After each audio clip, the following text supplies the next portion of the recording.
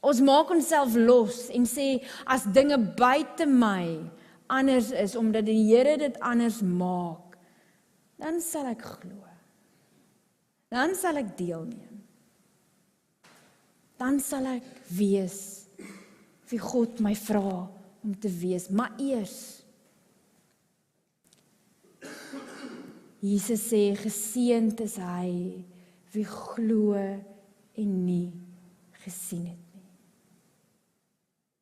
En dan gee hy sy gees. Die gees van God help vir my en vir jou om nie te hoef te sien nie.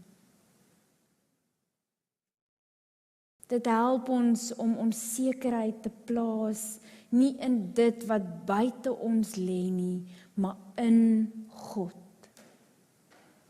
Want die enigste sekerheid wat ek en jy het, is die gees van God.